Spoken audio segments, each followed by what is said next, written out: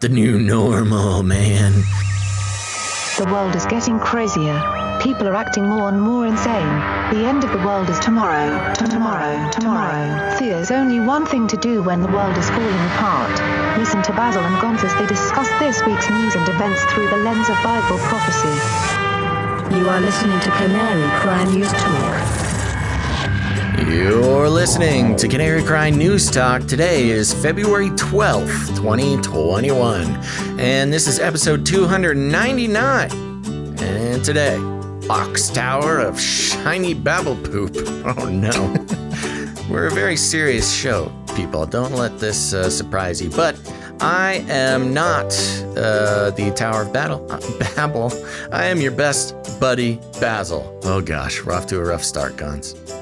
And this is Gonz. Welcome to the podcast where we praise Jesus while reporting the egregious with a well-rounded, biblically grounded take on world events, but also poop emojis. A shorter show today because you're getting your tooth looked at by a professional. Yes, professional tooth looker-atter. And when I made the appointment, it did not occur to me that today was going to be the way that it is. So it's going to be a little bit shorter of a show, but it's going to pack a punch, folks. So we're excited to make it happen. Yeah, the first thing I want to mention before we get into it is if you have a Canary Cry calendar, today is Stabman Day. Oh, wow. It's already Stabman Day, huh? It is. And for those of you who have no idea, what are we referencing here? Well, I'm not exactly sure what Stabman Day represents. Is this the anniversary of the dinosaur noises, or what is it? Is there an explanation on the calendar? There's no explanation on the calendar. I believe it's the date of the guy with the narwhal. Ah, yes. Okay, that's what it was. Yes, last year a man was going on a knife rampage or something on the London Bridge. Is that correct? I think so. I think so too. And a man stopped that attack by stabbing that guy with a narwhal horn. Yeah. Which was just one of the most bizarre stories. But, you look back on 2020 and starting off the year with a man stopping a terrorist attack with a narwhal horn was just the beginning. It was. And the piece of art that we're looking at here, for those of you watching on the screen, is Basil with one eye, Illuminati confirmed, with T-Rex arms for your dinosaur noises. Yes. And holding a narwhal. And holding a narwhal. Yeah, some deep Canary Cry lore. Yes. So there you go. If you're new to the show and that doesn't make any sense, you just keep listening. Scroll back. Keep scrolling. Okay, well, you have anything else to talk about before we jump right in? I do real quick. There was a thing that this isn't an official story, but because there's a cat involved, I thought I'd try to cheer you up before the doctors are going to come stabbing at your teeth. Oh, thank you. This is the Washington Post headline. At first, cat lawyer was embarrassed. Then he realized we could all use a laugh. I don't know if you saw this, but I did. This made me howl out loud. This is a Zoom call. I think it's like a court Zoom call. And one of the people in the Zoom call has a cat filter, and he doesn't know how to turn it off. It is quite good. Mr. Ponton, I believe you have a filter turned on in the video settings. You might want to... Can you hear me, Judge? I can hear you. I think it's a filter. It is, and I don't know how to remove it. I've got my assistant here. She's trying to, but I'm prepared to go forward with it.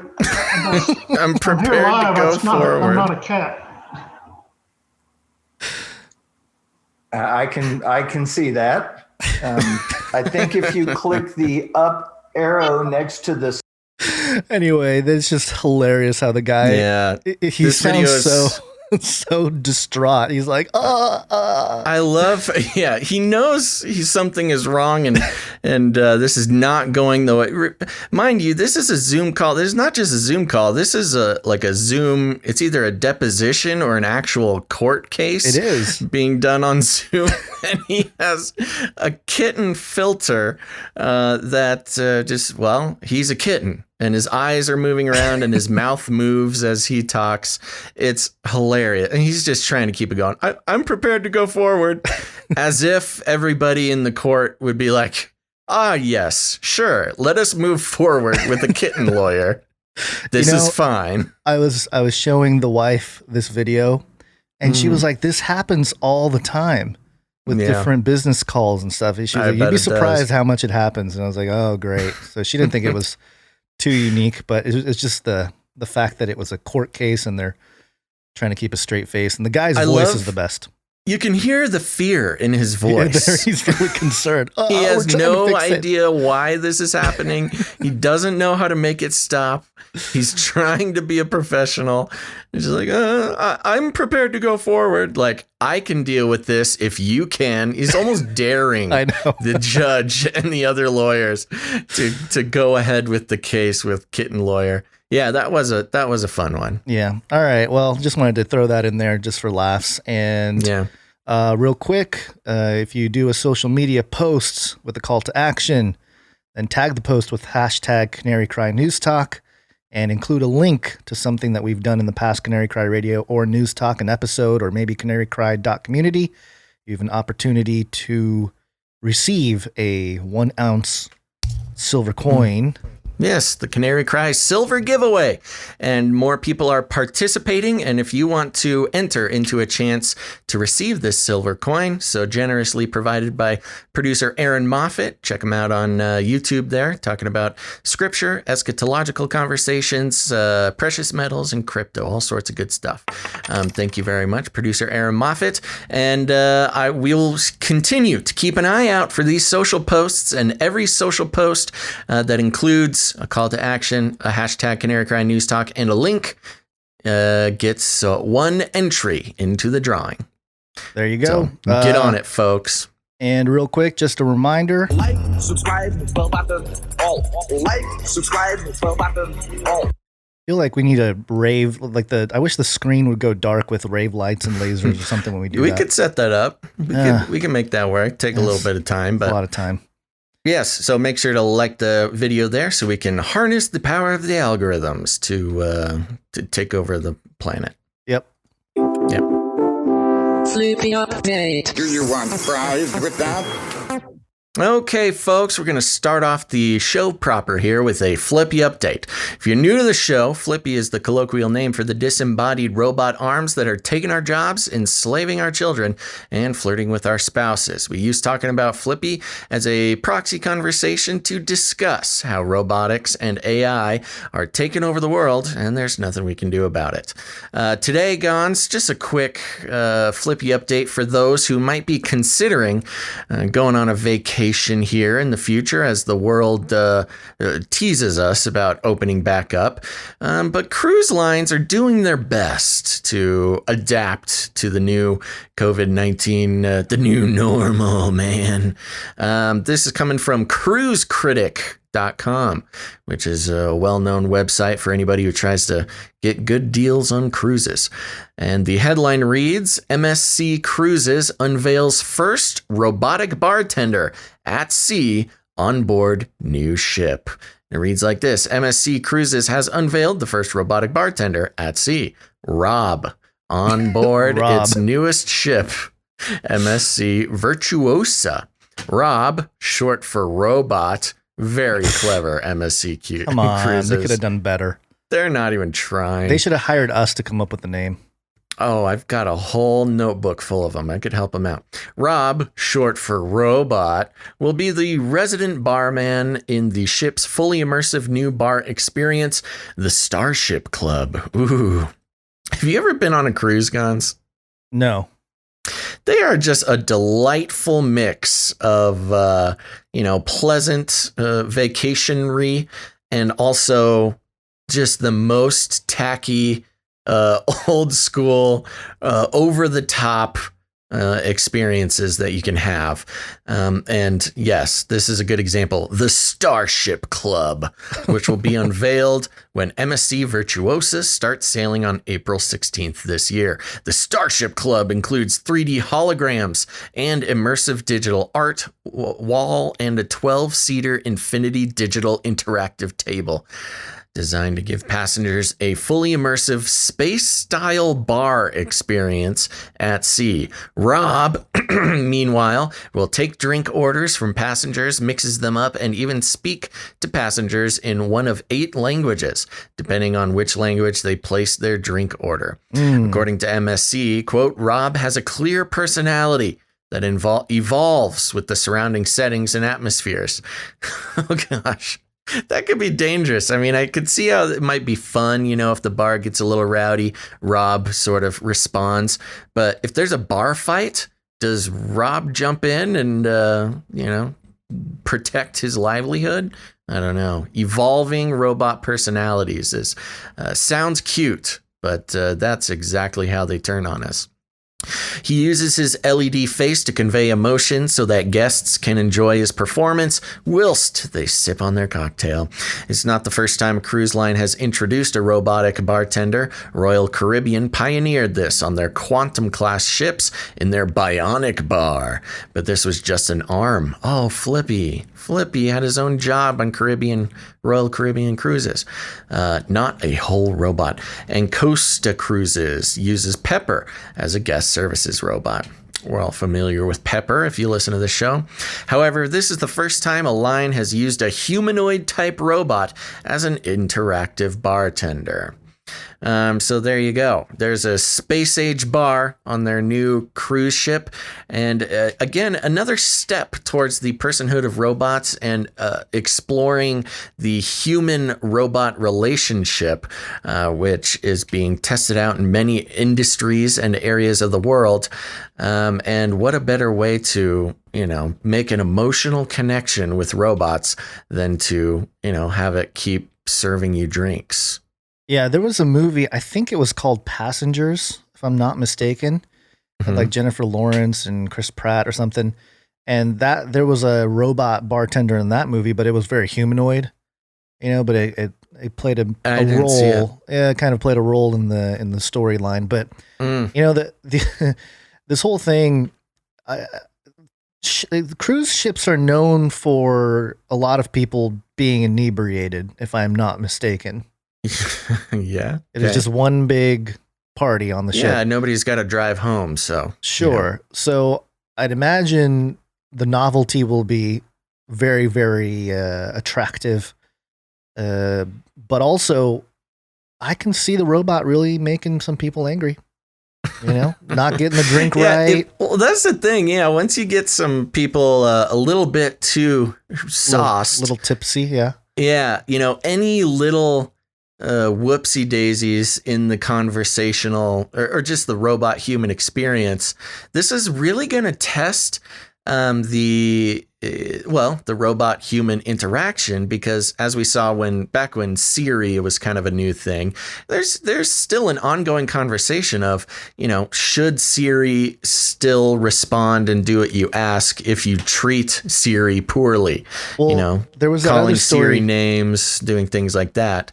And a lot of people are pushing for Siri to not obey you if you treat Siri poorly, right. Just to train humans to be nice to robots. Yeah. And I think we reported a story a few weeks ago about how people respond better to, or more, they have more grace for robots that are shaped like a human. If they're not shaped like a human, they get all mad at it.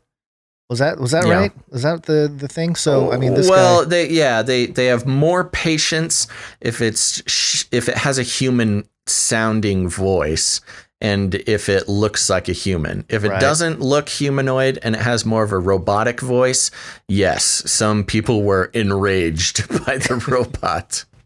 Yeah. So anyway, yeah. Good luck to the cruise people to Yeah, see a we'll robot see. and It's again, if nothing else, I mean, of course, it's a fun novelty for them to try to like make cruises seem safer, etc. But make cruises safe again.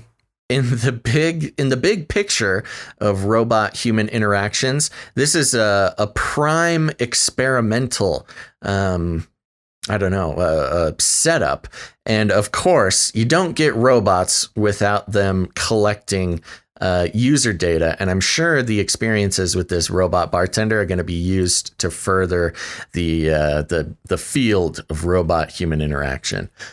Yep. Just don't get violent. Who knows what'll happen? He's got those big, strong, flippy arms. It's got like 3 elbows. Yeah. It could twist you up like a pretzel. Yeah. Yeah. I don't know. I don't know how this is going to turn out. He does have pokey finger hands too, so just be careful. Somebody in the chat was mentioning, flirting with this was Jared in YouTube. Flirting with bartenders is part of what makes the bar fun. They can't take that away. Jared, I'm sure there will be some people flirting with this robot. Yikes. Yeah. Oh, that's the other thing. Yeah. I mean, think about the privacy issues, you get into an argument with a spouse, you go to the robot bar. Let me tell you something about, yeah, right. And then they record it all. They record it all, On one hand, I could see how like it might be easier to converse and let out your frustrations to an inanimate object, or I guess animate, but unconscious object. But at the same time, it's all getting recorded, and you will hear the recordings in divorce court. Yep. Well, hopefully people can go back on cruises, because guess what, Basil? It's a new year. Welcome to Chinese News! Oh, I see what you did there. Yeah, I forgot I had this Medical Express story of the most terrifying.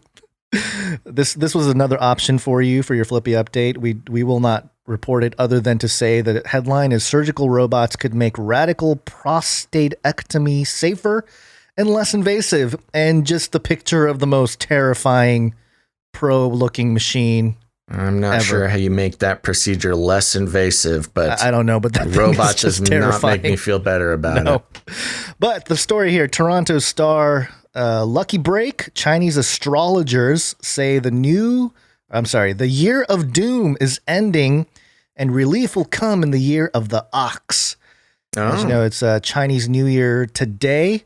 And I can't actually read the story, but the point being that astrologers are all saying that this last year, I think it was a year of the rat, was once every 60 years the year of doom comes around. So of course, since China runs the world, apparently the entire world saw doom. But as a conjunction to that story, and coming off a Flippy report here. thestar.com, future CNY, how robots are helping to mind write the stroke of Chinese calligraphy. And just real briefly here, it says hanging the Chinese character Fu, F-U, which means happiness. I just thought that was hilarious. On doors and walls is the most common and an important custom of Chinese New Year, which happens tomorrow, which is today. The character, which expresses people's delight in the festival and their wishes for the coming year, is traditionally handwritten by calligraphers. But now a robot arm has taken over the job at the Academy of Medical Engineering and Transnational Medicine under Tianjin University in China. Wasn't Tianjin where they had that giant explosion a few years ago?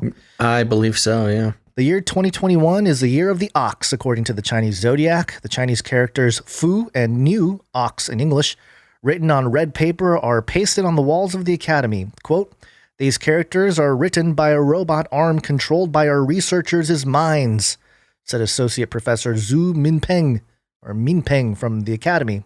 It is supported by brain-computer interaction, BCI technology. I thought BCI was brain-computer interface, but in China, apparently it's interaction. Either way, BCI is a system that allows a person to control a computer or other electronic devices using his or her brain waves without requiring any movement or verbal instruction. And it kind of goes on here. We don't need to finish the story, but there you go. Mind controlled. What a perfect time. Yeah, well, that's interesting because calligraphy is one of those ancient arts in the East, and it's hard.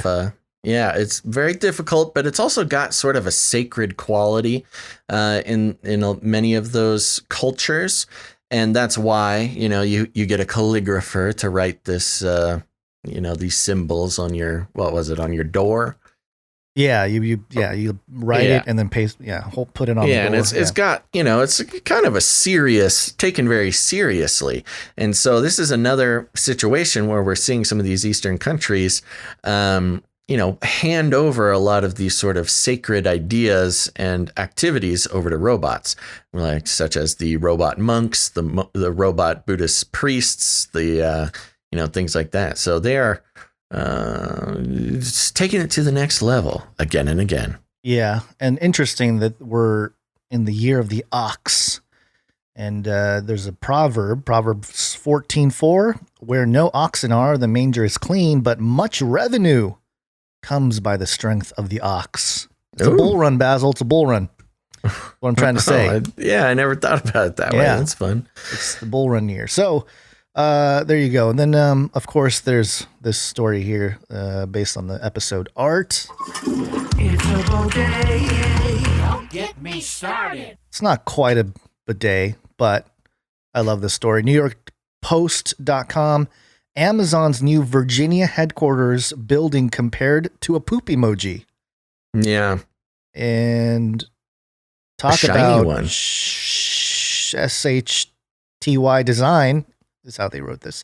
Amazon's new proposed headquarters in Arlington, Virginia is a glistening double helix, but it's being compared to a poop emoji in good humor on Reddit. The 2.8 million square foot double helix shaped building designed by architecture firm NBBJ was inspired by DNA, galaxies, weather patterns, pine cones, and seashells, according to the building proposal press release, which didn't mention whether excrement was also an inspiration. Members of the local R Nova Northern Virginia Reddit group responded positively to the new dung-like building, calling it, quote, a beautiful piece of architecture, and saying, quote, I'd rather people try building like this rather than some generic-looking skyscraper. Another said, imagine starting your days by having a healthy uphill walk in a forest to your office, looking out your window and seeing trees and Potomac. All right, so in any case, I think... the thing that people miss here, they say it's double helix and all that kind of stuff. This is like a modern version of a ziggurat. Yeah, it's very modern, but definitely has the layered ziggurat look, which is harkens back to the Tower of Babel. Right. And, when it's Amazon's new headquarters, it's I don't know, it's hard to miss the connection between man's search for overcoming God and the connections between this architecture here. And it's funny that they are trying to say it's a double helix. You've obviously got the connections to transhumanism and things like that, which many theories connect some very strong transhumanism trends with the Tower of Babel and more closely, obviously, the modern Towers of Babel. Yeah, and it's if you look up dung in the Bible, there's plenty of references to dung. Okay. More than you'd think. I think people will be surprised if they just go to your Bible search engine and just type in dung and do a little go down the rabbit trail of how God thinks about our righteousness and various other things. There's dung gates and dung hills, and it's the references here are just way too poetic to even get into in this episode here. But just the fact that Amazon is doing this and also proud of it, and proud of it, just goes to show where the spiritual influences are coming from there. But just thought I'd let everybody know that that's why you come here first, folks. Speaking of transhumanism and man's search to become gods, I got this story from Reuters here for us. Are you ready to become cyborg? Get ready, folks. Matrix-style bracelets turn humans into batteries. Yikes. Dun, dun, dun. In a move that will give chills to fans of the dystopian movie The Matrix, scientists have developed a wearable device that could use the human body to replace batteries. Echoing world-domineering robots' use of enslaved humans in the 1999 cyberpunk movie, U.S. researchers at the University of Colorado Boulder have created an environmentally friendly gadget that harvests body heat and converts it into energy. Notice how in the same couple of sentences, I'll just take this 2 sentences talking about world domineering robots, enslaved humans, in the same sentence as environmentally friendly and friendly gadget. Harvests body heat. So this is another interesting example of how apparently formerly terrifying concepts are mixed in with, protecting the environment. Well, they're presented as these just a joke, or just something that's not threatening, like a poop emoji. Very similar if you think about it.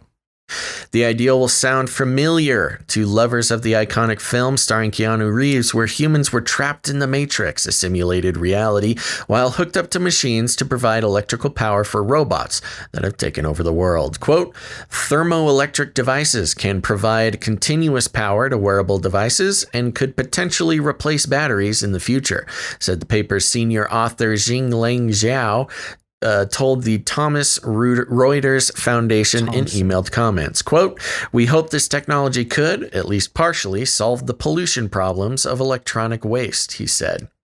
Adding the tool is fully recyclable. The devices generate about 1 volt of energy per square centimeter of skin covered. While more research is needed to increase the amount of power produced and allow for mass production, the gadgets could be on sale in 5 to 10 years, Zhao said. Quote, just don't tell the robots, the university said in a statement. We don't want them getting any ideas. Oh, okay. Yeah. So there we go. The human harvesting, or the harvesting of human energy to fuel electronics and robots is closer than we may have thought. Yeah, this is very much the first step in the desire for patents like the one we saw last year in March, the Microsoft patent 060606. Do you remember that one? Where they were basically putting together a patent to W 2020 060606. Right. That harnesses biometrics to mine for cryptocurrencies. And of course, the main takeaway being that most of it had to do with centralized cryptocurrencies. That speaking of Amazon, we didn't report the story, but Amazon is trying a digital currency in Mexico. So we'll see how that turns out. But yeah, this type of technology, I think, is going to be used as a way to, and part of the environmental conversation is the perfect way to get everybody on board. It's like, oh, we don't want to waste electricity. We don't want to pollute the earth. Wear this. Yeah, if it'll save the earth, I'll harvest my own bioenergy to fuel the robots. Yeah, very much. It feels like a bait and switch there. Stepping stones, baby. Yeah. Well, moving on here, we have another interesting story here about light. This is Wired.com. Researchers levitated a small tray using nothing but light. One day, a magic carpet based on this light-induced flow technology could carry climate sensors high in the atmosphere, wind permitting, or UFOs, whatever you want to do. In the basement of University of Pennsylvania Engineering Building, Mohsen Azadi and his lab mates huddled around a set of blinding LEDs set beneath an acrylic vacuum chamber. They stared at the lights, their cameras, and what they hoped would soon be some action from the 2 tiny plastic plates sitting inside the enclosure. Quote, we didn't know what we were expecting to see, says Azadi, a mechanical engineering PhD candidate, but we hope to see something.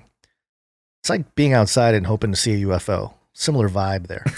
Yeah. Let's put it this way. They wanted to see if those plates would levitate, lofted solely by the power of light. Light-induced flow, or photopheresis, isn't a breakthrough on its own. Researchers have used this physical phenomenon to float invisible aerosol and sort particles in microfluidic devices, but they have never before moved an object big enough to grasp, much less lifted anything they can carry that can carry objects itself. And it worked. When the two samples lifted, Azadi said, there was this gasp between all four of us. The mylar plates, each as wide as a pencil's diameter, hovered thanks to nothing but the energy from the light below, according to a paper published today in Science Advances. Energy from the energy from the LEDs heats up the mylar's specially coated underbelly, energizing air particles under the plastic and propelling the plates away with a tiny but mighty gust. The engineered structures in the first instance of stable photophoretic flight, and Azadi's accompanying theoretical model can simulate how different flying plates would behave in the atmosphere. Interesting that it's plates too. You know, it's kind of saucer-ish. And I'm not going to read the rest of it. It's kind of a long article, but there's some video footage here. You can see it. If somebody was like, "Oh, UFO footage," I'd be like, "Okay, yeah. What's the gag?" Oh, wow. Yeah, and this thing's moving quite a bit. This is not like some little small centimeter of movement that you kind of, that scientists get very excited about. These scientists are very easily excitable. If they were able to lift it up a centimeter, it'd be pretty impressive. But they are lifting this thing and it's flying around the space. It's it's the real deal, man. Yeah. I think maybe they are going to get ready to release some technology they already have. That's interesting because, of course, with UFOs and stuff, the technology claimed to be powering it is sort of an anti-gravity technology that works with and against gravity of Earth or other surrounding things. But this is specifically it's photon powered. Mm-hmm. Which is new. I didn't even know people were working on this. Well, now you know. It works. Little plates that can levitate. So, there you go. That's actually pretty impressive. Okay, there we go. Thanks, aliens, for the technology. Speaking of which, fun little thing. Elon Musk went on Rogan again recently. Yeah. And I had somebody send me some clips where Rogan was trying to get into the alien conversation with Elon, and he said the same thing we have the clip of. Where are the aliens? I know. He said I heard that a few times. I heard that. Yeah. I definitely heard that. He was talking about it was Fermi's weird. paradox. It was like we time traveled a quote from him. But he also went into how he doesn't think there are aliens. He's pretty uninterested in aliens. But he also said, if there is aliens, I would know. Which is like, whoa, okay, Elon. Yeah, it's almost like he's saying he is the alien. That's the vibe I got. I was like, oh, you're saying you're the alien. Something. Yeah, I didn't. Yeah, maybe. It's just, well, right. I don't know. I just thought it was an interesting thing. It's like, if there is aliens, if anybody would know there's aliens, it would be me. And I'm telling you, there's not. It's like, oh, okay. Well, maybe it's a matter of language. Maybe he's saying there's no aliens, but there are interdimensional travelers who have been taking over our planet slowly and quietly for centuries. Who knows? Yeah. Okay. Want to talk about waccine'd a little bit? Let's do it. Waccine'd.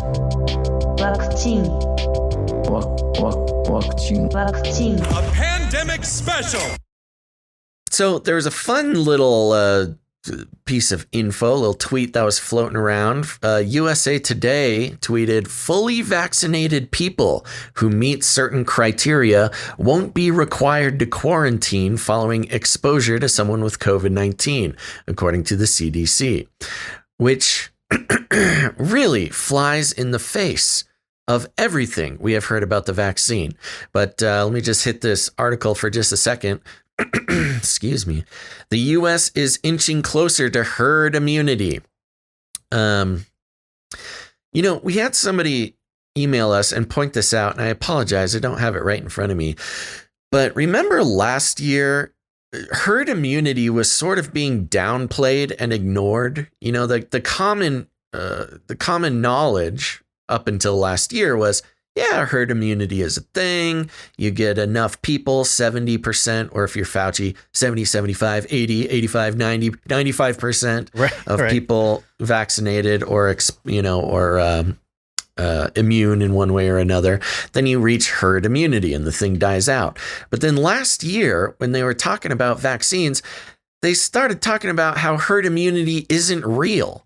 And, you had Fauci and the CDC and everybody talking about downplaying herd immunity because it was kind of giving people hope. But now we're back on the herd immunity train here. The U.S. is inching closer to herd immunity almost 2 months into the COVID-19 vaccine rollout, with more than 1 million Americans getting vaccinated per day. Wow, that's a lot, according to the Centers for Disease Control and Prevention. But with a large portion of the population still waiting to get vaccinated and questions around asymptomatic spread, immunized Americans wonder, is it safe to leave the house and live a pre-pandemic lifestyle? Not just yet, experts say. Getting the vaccine is not a free pass. To put aside all the public health measures officials have been reiterating since the beginning of the pandemic, Dr. Anthony Fauci said on CNN Town Hall in January. Quote, we don't want people to think that just because they're vaccinated that other public health recommendations just don't apply, said the nation's leading infectious disease expert.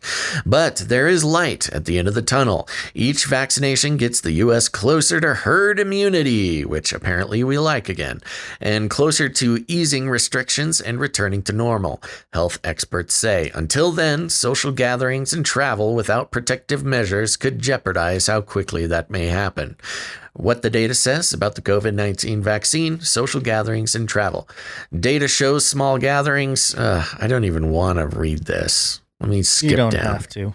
Yeah, but there was something going around at the end of last year about how the World Health Organization updated their definition of herd immunity, and whereas before the language didn't exactly include vaccines, in the new updated version in November did. And their whole defense is like, oh, we don't want people to be exposed to the virus to gain herd immunity. And it's definitely to get people used to the idea that, oh, the only way to get herd immunity is through the through the jab, which is pretty ridiculous. But they had to update the definition before they can roll out the phrase herd immunity and really push it. So that's kind of what I'm thinking is the agenda going on here, because otherwise, what's the survival rate of this thing? It's pretty high.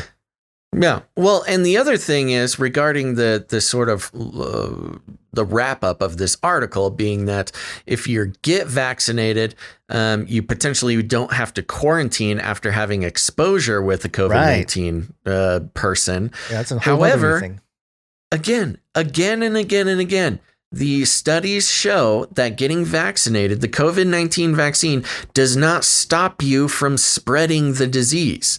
So it's this counterintelligence where, if you have, allegedly, if you have the vaccine, you just won't be affected by COVID when it's in your system, but you're still able to spread it. Which is why they were saying, oh, you still have to wear a mask. You still have to social distance. You still have to stay away from people. But now they're going completely 180, saying if you do get the vaccine, you don't have to quarantine. Go nuts. Which, I mean, with their logic and the current, scientific, what's the word? Majority, of information says that even if you are vaccinated, you can still spread it. So they're basically encouraging people to become super spreaders, vaccinated super spreaders.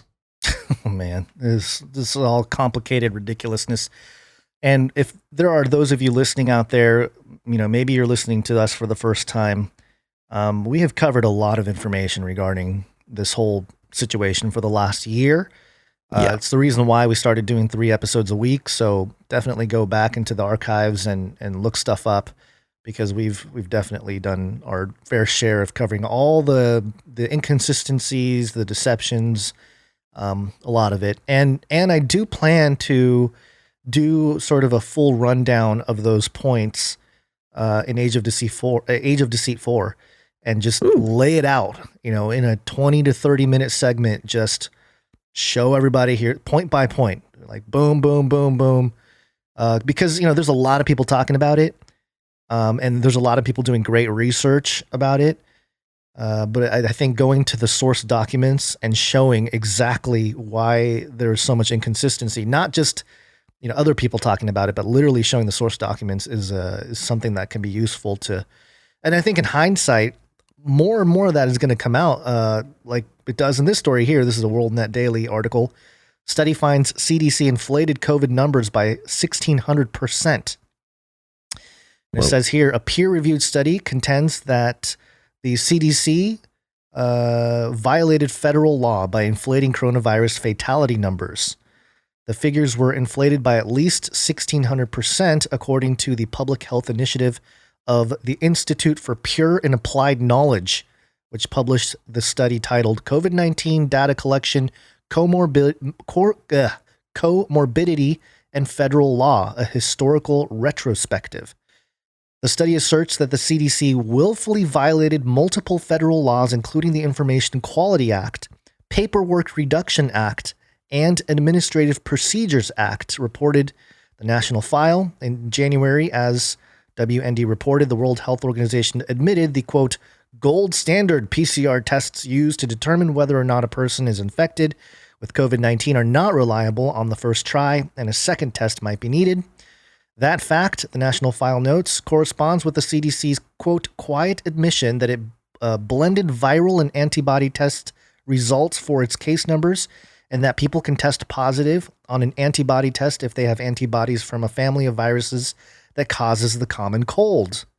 And we've been, covering that one for a while. Among the notable findings in the study is the conclusion that the CDC, quote, illegally enacted new rules for data collection and reporting exclusively for COVID-19 that resulted in a 1,600% inflation of current COVID-19 fatality totals. Called it. The watchdog group All Concerned Citizens said in a statement provided to National File. I mean, we did a whole episode. I remember digging into the World Health Organization's own documents on how they said that the practitioners are to record COVID deaths and just use your own judgment, even if they're not lab positive. If they have the symptoms, might as well call it a COVID death. It was just ridiculous. Right. Quote, the research demonstrates that the CDC failed to apply for mandatory federal oversight and failed to open a mandatory period for public scientific comment in both instances, as is required by federal law, before enacting new rules for data collection and reporting, the group said.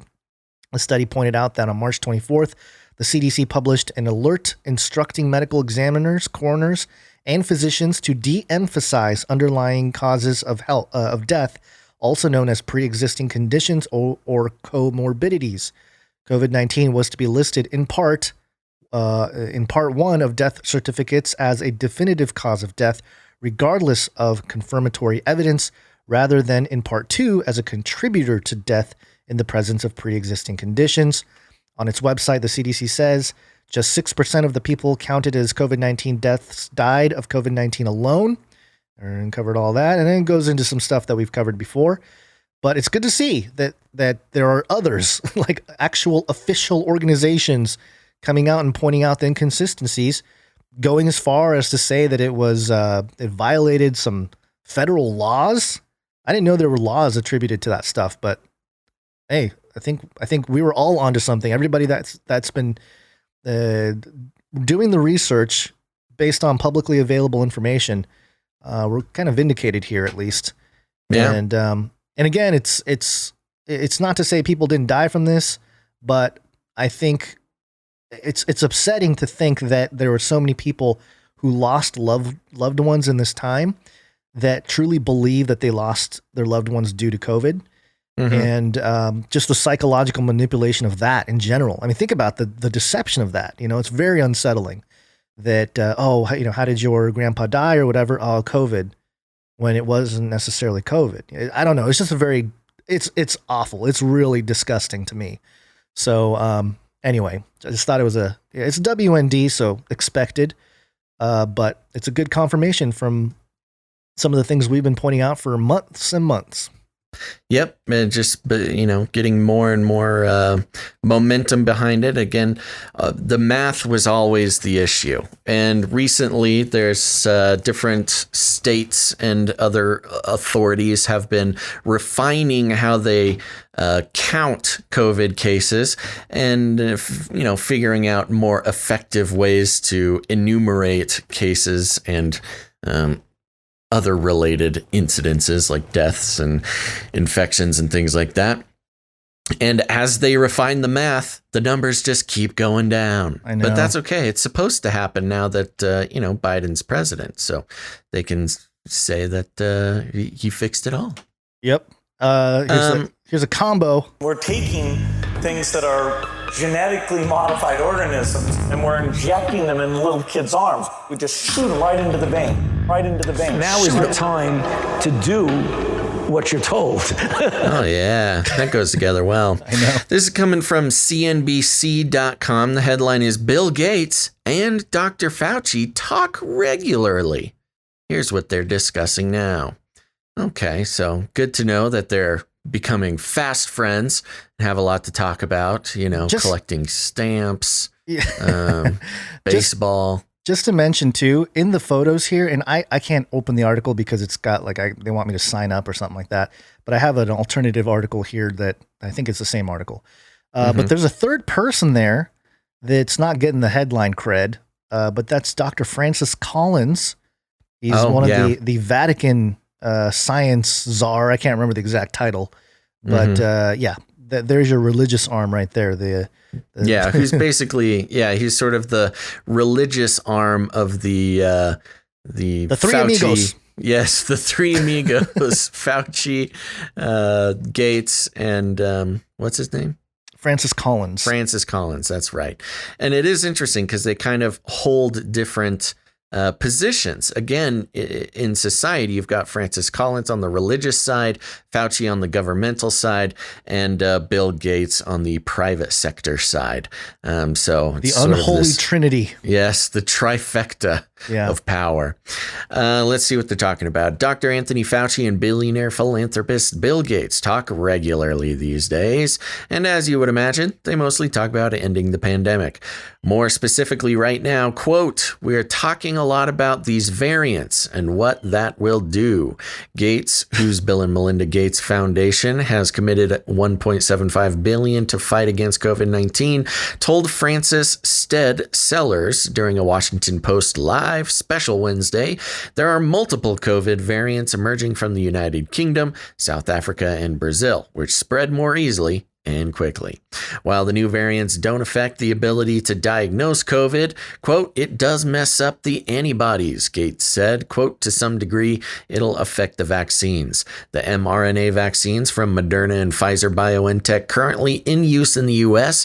and other countries appear to provide a degree of protection against the UK and South African strains. However, the AstraZeneca vaccine, which is approved for emergency use in the UK and India, only offers minimal protection against mild to moderate disease caused by the South African coronavirus variant.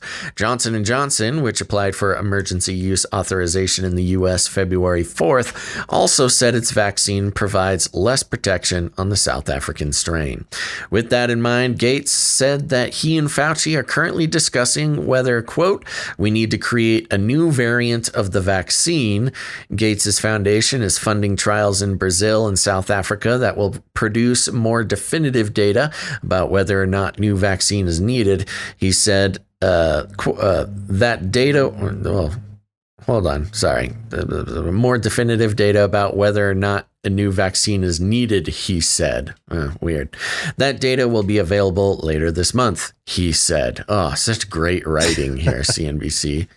Quote, "Fauci and I were talking about the critical path in our last call and how to orchestrate Gates Foundation resources and government resources to get to the bottom of these questions," Gates said. Gates said, "Oh my gosh, This is the worst. Gates said, he said, Gates said.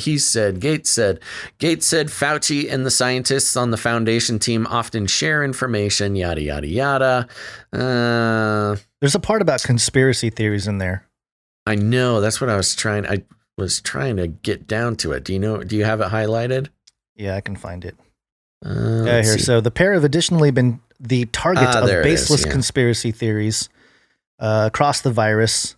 Around the virus, including that Gates was using COVID. Sorry, I'm the one I have here says a cross, and I wonder if it's one of those things where they change some of the verbiage, they probably so they don't get flagged. It in the moments that we started the episode. Oh, either that or this is an alternative website here, so it could be the reason why they, sometimes they don't want to get caught basically plagiarizing articles from like NBC or CNBC. So anyway, go on. The pair have also been the target of baseless conspiracy theories around the virus, including that Gates was using COVID-19 vaccines to implant monitoring microchips in billions of people. Quote, Dr. Fauci and I are in the conspiracy theory threads quite a bit, Gates said in the Washington Post review.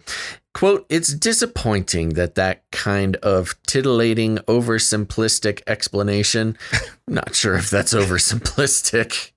Some of those conspiracy theories get pretty complicated. Titillating, oversimplistic explanation is easier to click on than, the truth about what a great job the world has done to get these vaccine goings, Gates said. I like how he said, the truth about what a great job the world has done to get these vaccines going. What he means is, what a great job I've done. Yeah. Fauci and Gates have known each other for more than a decade, often collaborating on the foundation's vaccine efforts, yada, yada, yada. They work together and they love each other very, very much. So there you go. They don't worry, folks. They have someone to talk to, each other. Maybe they're the only people that they have, or that each other is all they have. Everybody else is skeptical of all this nonsense. Well, when you get to a certain level, nobody else can understand. Oh, is that what it is? Yeah. Okay. Well, good job, guys. I'm glad they found each other. What are they doing over there? Do you think they're playing cards or something, or do you think it's just? I think they compare strategies for taking over the world. Wonderful. Yeah. Okay. Well, more stuff coming out. This is NewYorkPost.com. Cuomo aide Melissa DeRosa admits they hid nursing home data so feds wouldn't find out. This is pretty crazy. I'm not going to read the whole thing, but a couple paragraphs to get an idea. Governor Andrew Cuomo's top aide privately apologized to Democratic lawmakers for withholding the state's nursing home death toll from COVID-19, telling them, quote, we froze out of fear that the true numbers would, quote, be used against us by federal prosecutors, the Post had learned. The stunning admission of a cover-up was made by Secretary of the Governor Melissa DeRosa during a video conference call with state Democratic leaders, in which she said the Cuomo administration had rebuffed a legislative request for the tally in August because, quote, right around the same time, then President Donald Trump turns this into a giant political football, according to an audio recording of the 2-hour-plus meeting. Quote, he starts tweeting that we kill everyone in nursing homes, DeRosa said. He starts going after New Jersey Governor Phil Murphy, starts going after California Governor Gavin Newsom, starts going after Michigan Governor Gretchen Whitmer, all Democrats. In addition to attacking Cuomo's fellow Democratic governors, DeRosa said Trump, quote, directs the Department of Justice to do an investigation into us.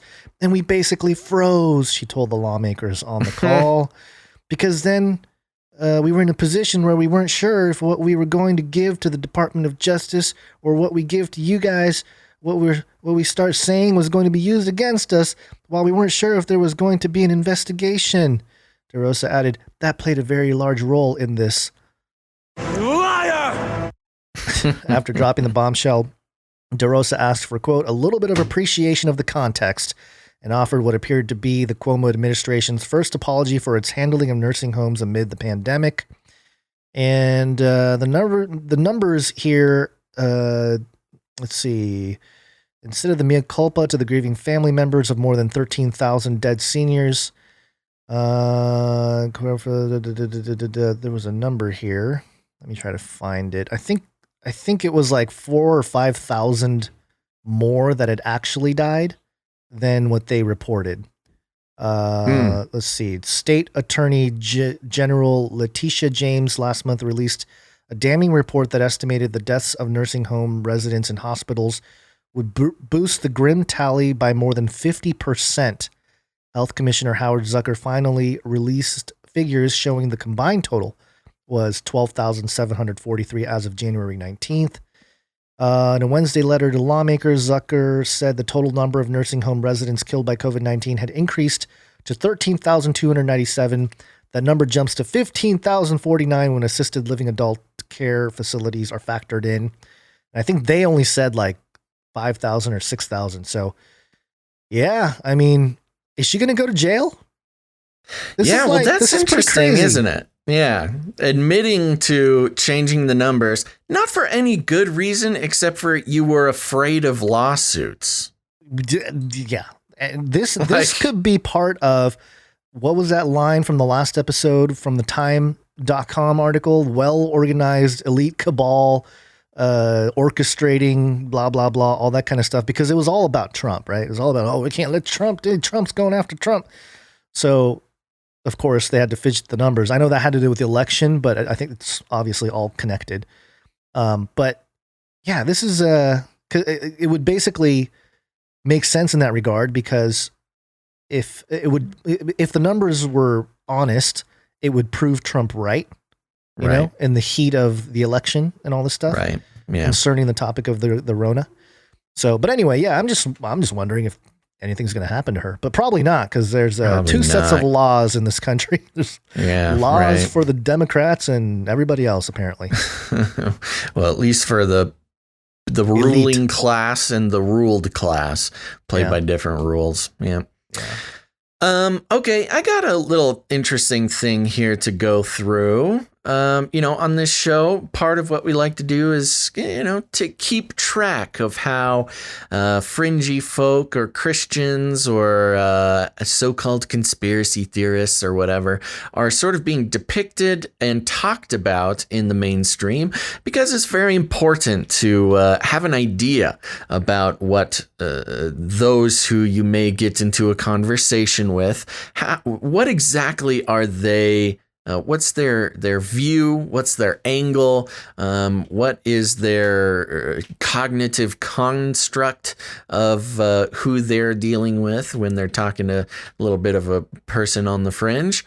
And this is coming from local10.com. I believe, what is this, an ABC outlet? Well, we'll get into that in a second.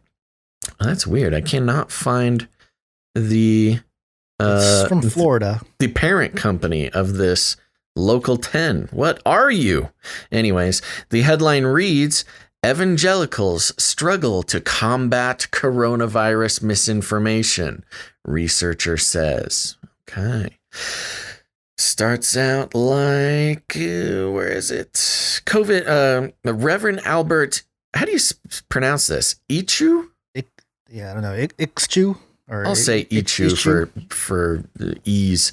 Reverend Albert Ichu is telling his parishioners that the COVID-19 vaccines are related to the Antichrist. Quote, COVID-19 could mean a certificate of identification, Ichu said during a recent service at the Iglesia Fraternidad de Fe, which he co-founded in deep South Miami-Dade County. So already, I mean, it looks like we're talking about a Spanish-speaking church. And one guy who runs a Spanish-speaking church in Miami-Dade County. And notice the opening quote here. COVID-19 could mean a certificate of identification. Well, yeah, that's not how is that crazy? We already have many certificates of identification. Yeah, first of all, there's already tons of certificates of identification. And the statement COVID-19 could mean a certificate of identification is not a fringy idea. I mean, that's in mainstream news, vaccine ideas. That's not a conspiracy Don't theory. you know that's the Antichrist? Period. So I mean, it is if you're really gonna getting love this. general. You're gonna love this. Yeah, go ahead. Religious leaders worldwide have been discussing the spiritual implications of the coronavirus pandemic, but most have agreed that saving lives through science is a priority. Yeah. And here's another great thing. What does saving lives through science mean? Does that mean taking vitamin D? Because that's science. Science gave us vitamin D pills and zinc pills and hydroxychloroquine pills. But no, you know that what they're saying here is vaccine. You just know. Science is truth. Right. So already there's some issues with the language being used. But most have agreed that saving lives through science is a priority, even when it was revealed that the vaccine had an indirect link to cells derived from aborted fetuses. Okay. Okay. Reverend Ryan Burge wasn't surprised about the misinformation in Miami-Dade. So there you go. What is the misinformation that we have heard so far? The only information that we've been given is that COVID could mean a certificate of identification, and that, most religious leaders say that saving lives through science is a priority. Okay. Yeah. Reverend Ryan Burge wasn't surprised about the misinformation in Miami-Dade. The assistant professor at Eastern Illinois University said research shows evangelicals have a high propensity to engage in conspiratorial thinking. I don't know if I can disagree with that. Quote, there has always been a deep skepticism of government, and COVID has really made that worse, Burge said. Okay, that's can agree with that too. Yeah, I could agree with that. Yeah, go ahead. Yeah, what's wrong with having a deep skepticism of government? That's the crazy thing. They're calling a deep skepticism of government a bad thing that crazy religious people have. I mean, what?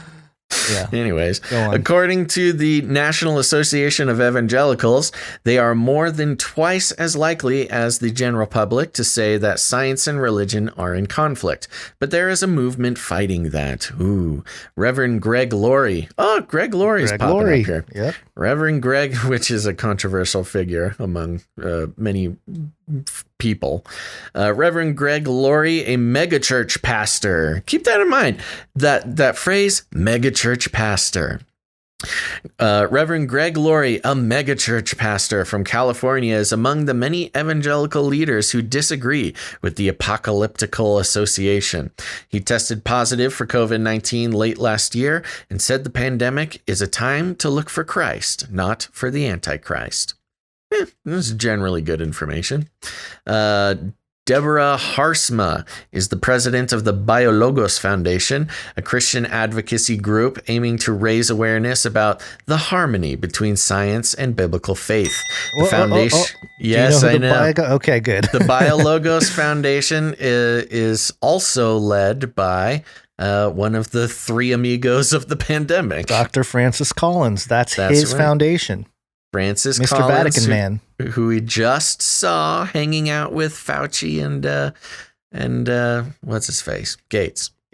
A Christian advocacy group aiming to raise awareness about the harmony between science and biblical faith. The foundation compiled a list of about 2,700 Christian leaders who support scientists doing crucial biomedical research on COVID-19.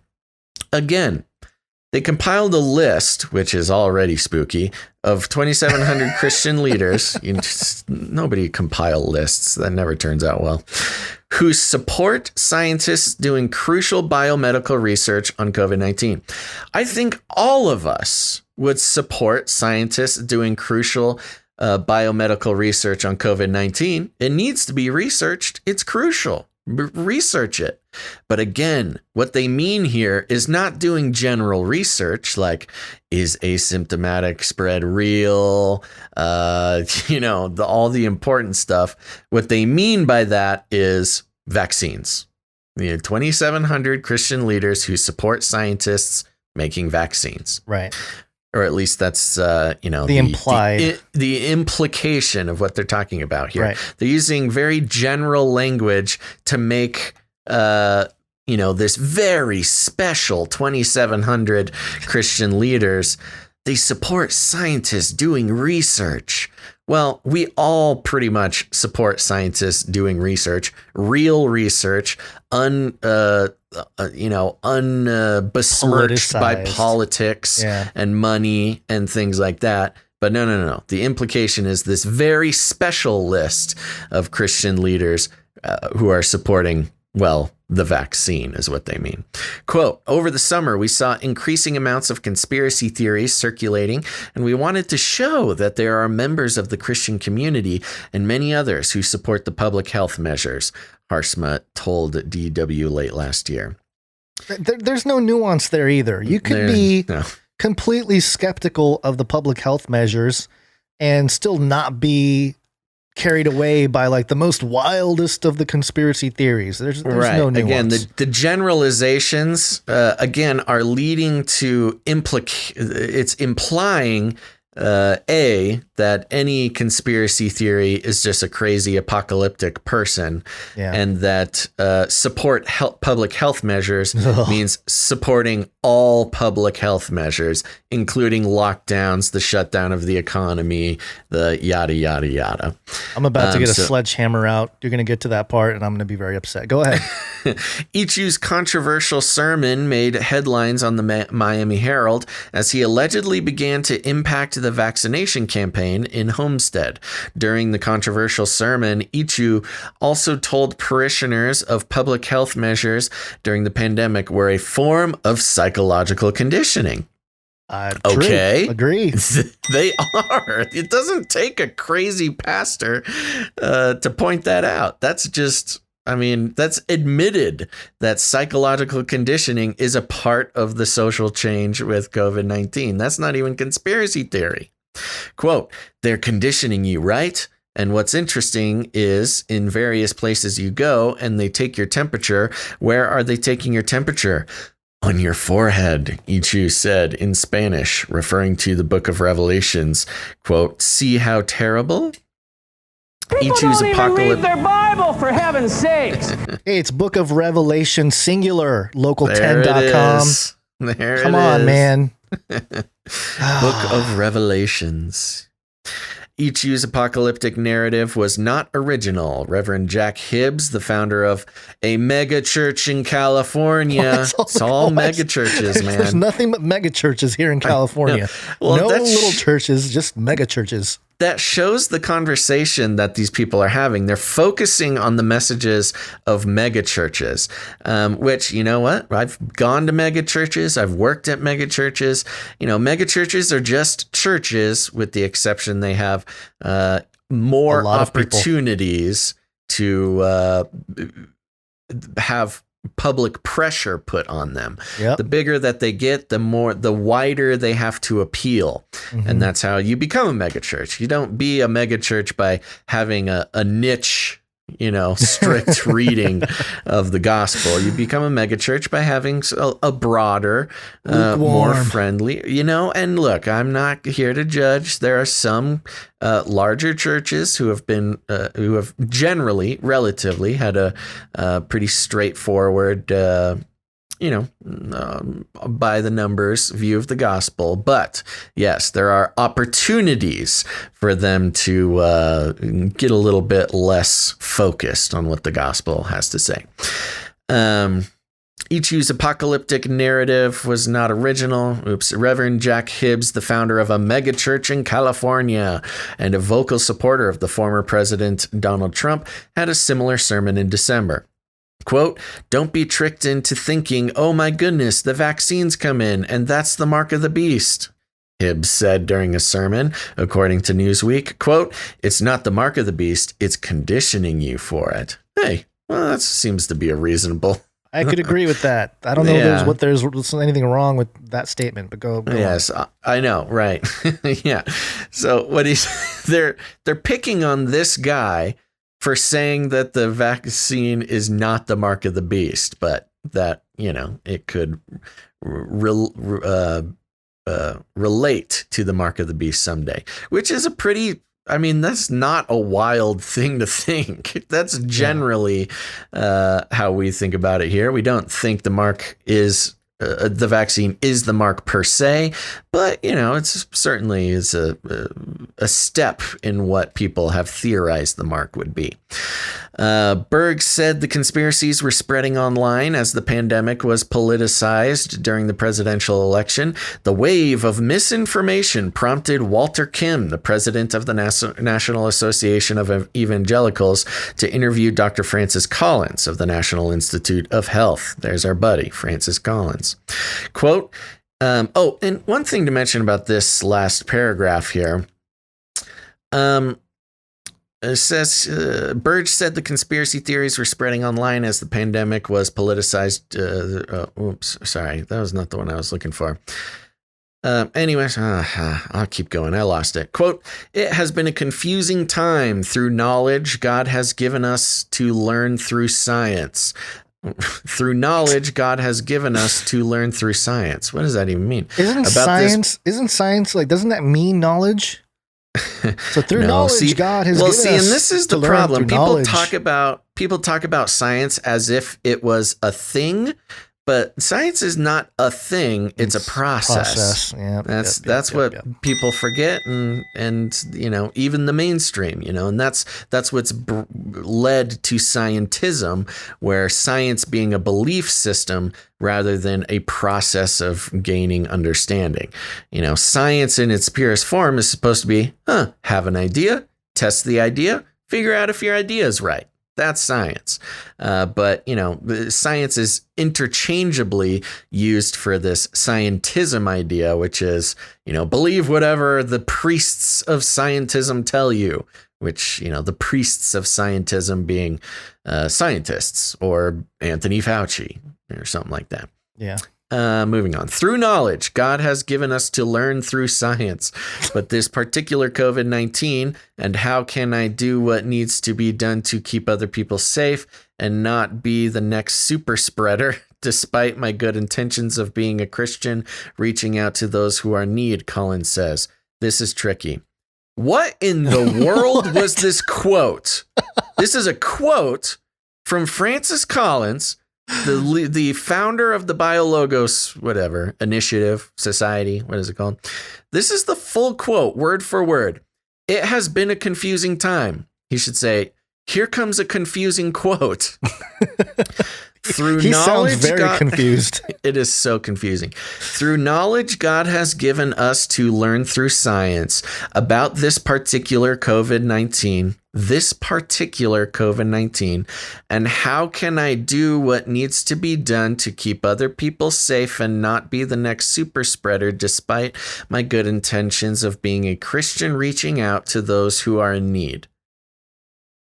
Are you following this at all? I mean, the ideas one by one make sense, but it sounds like the feeling he's trying to give me is there, but the words don't line up. No, he's this saying is like it's a ramble. Confusing time, and we don't want to be super spreaders, right? That's basically I think it. So, yeah. It's confusing.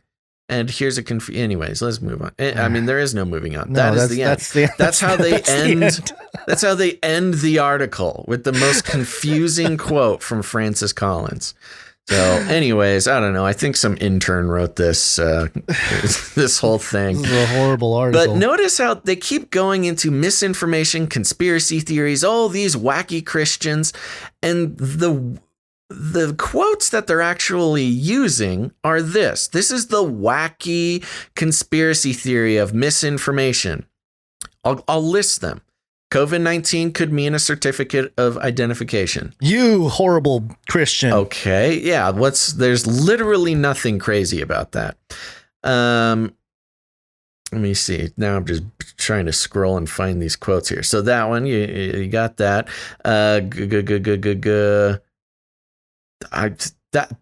I'm looking for them. There's not even that many. The guy, the main guy they started with, he's got one more quote towards the end.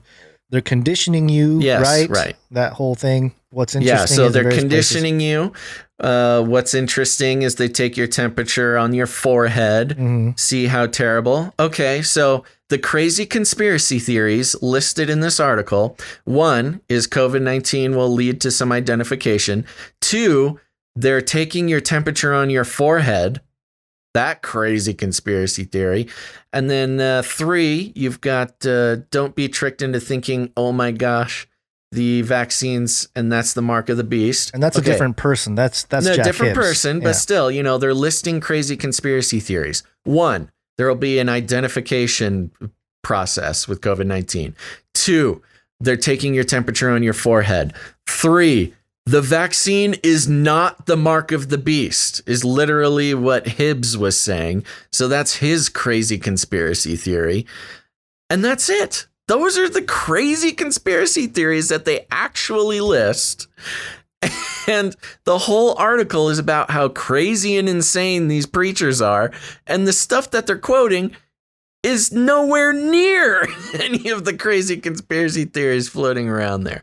I don't know. I just thought it was the wildest attempt at representing, how Christians feel about this stuff. It's just a bad article. I apologize for having read everybody a bad article. No, it's okay. It points out the absurd. And I think the framing of people who follow Jesus, they put evangelicals here, but just more clearly stated, because there's a lot of things that I don't agree with in terms of the phrase or the title evangelical. Like Dave Daubenmire, he calls it was an invented. Evangelical is a politically invented term. Yeah, that's not even like a theological term. No, it's not. It's not. I mean, they use theological root words, but it's a politicized word. The term evangelical was created in the mid 20th century to create the Christian voting bloc. That's where the term was actually created. It was used before, but I think, when it was highly politicized was, in the 20th century. But the framing that all, and especially right now, that all Christians, evangelical, right-wing, conservative, nationalists are all terrorists, that narrative has been around for a long time. They've been trying to build it up. It feels like they've completed their mission to really paint those people in that light, or paint basically us.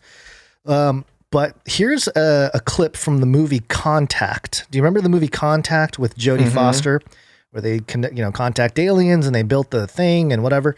There is a crazy psycho, blonde-haired, Caucasian man who's a Christian, who's a psycho, who straps bombs on his chest or whatever. This is a clip from that character. Now these scientists have had their chance. Are these the kind of people that you want talking to your God for you? That depiction of the crazy Christian is exactly what they're trying to do to everybody. Right. And I think if you watch enough television shows and movies and stuff like that, you'll see that characterization of Jesus followers, for years and years and years. And so maybe someone writing this, the person writing this, Christina Vasquez, watched too many of those movies. It's subconsciously implanted in her brain that all evangelicals are crazy. She goes searching for quotes, and she couldn't quite find the quotes she was looking for, but hey, no one's going to read this anyway, so might as well stick them in there. But anyway, good breakdown, good deconstruction. Yeah, it's just a bad article. Yeah, bad. Okay. Well, I think we should take a little break here because we're getting close to the time where I got to zoom out and get my teeth poked. Okay, quick break here. It's break time.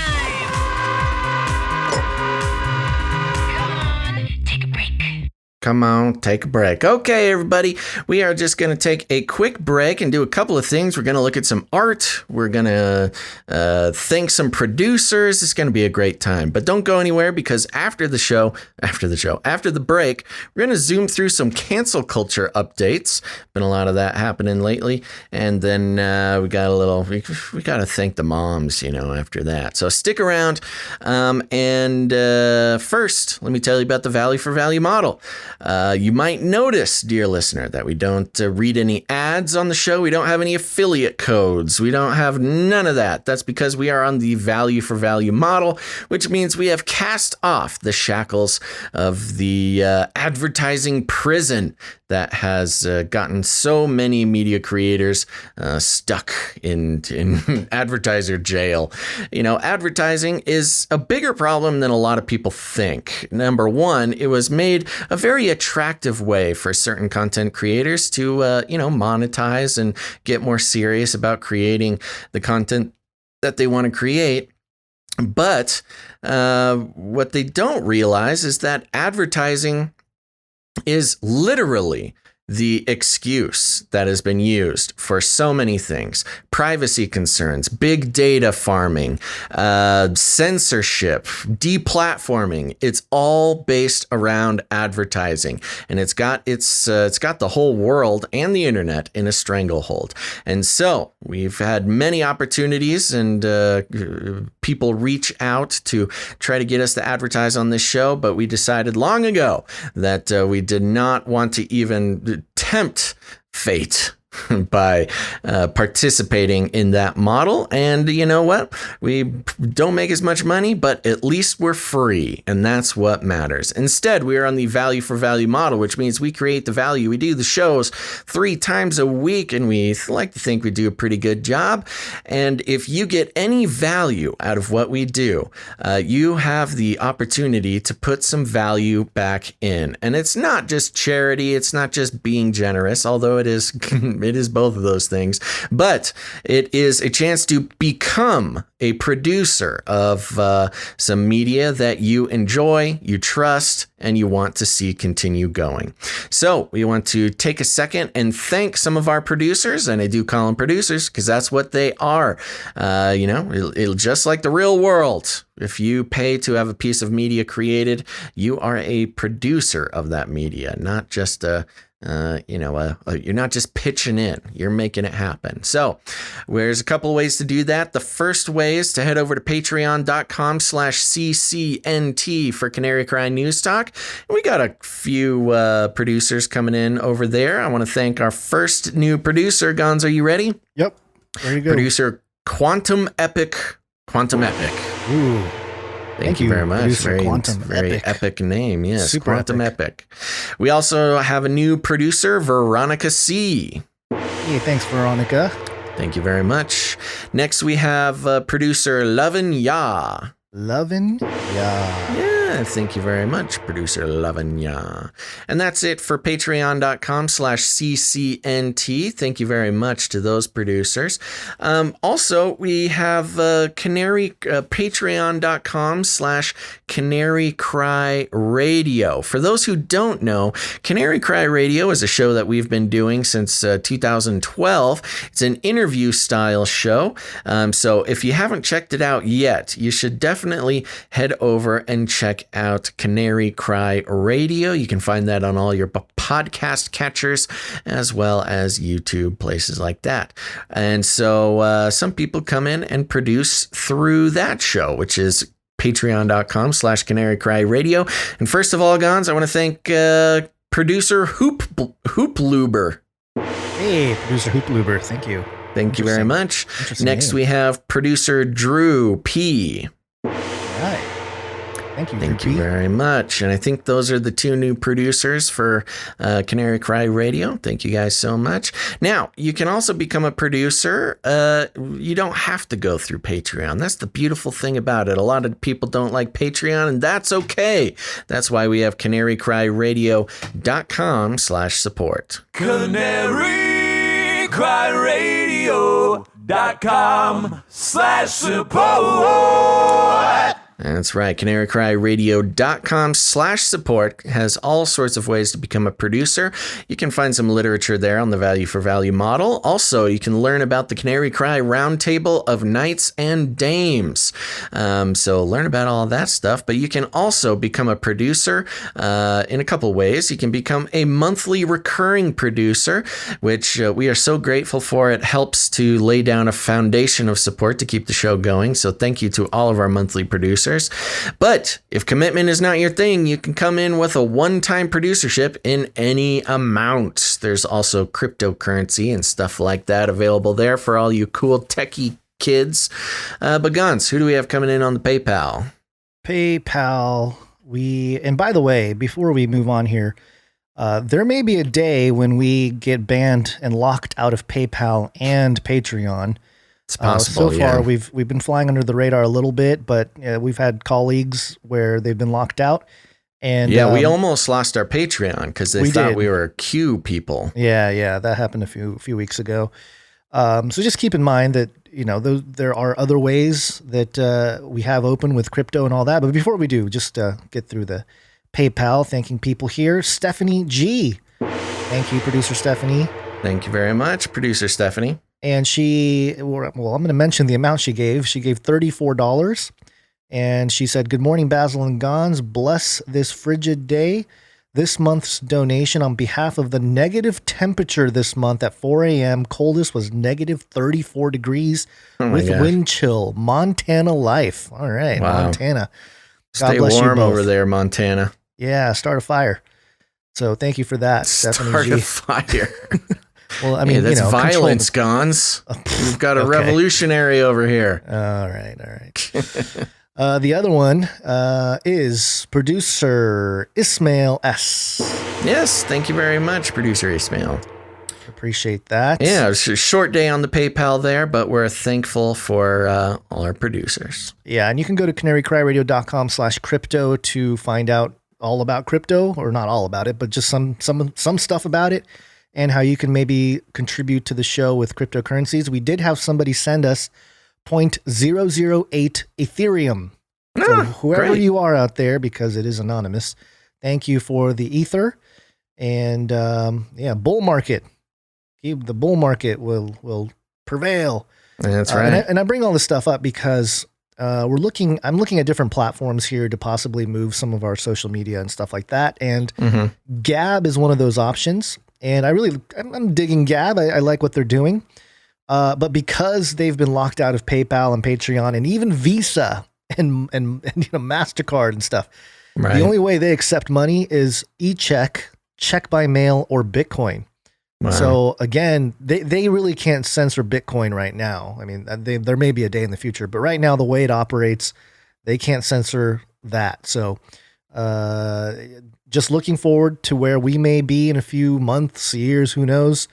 And just keep in mind, just educate yourselves. So, but anyway, thank you for that. Thank you to Jade Bouncerson for the timestamps. Appreciate that.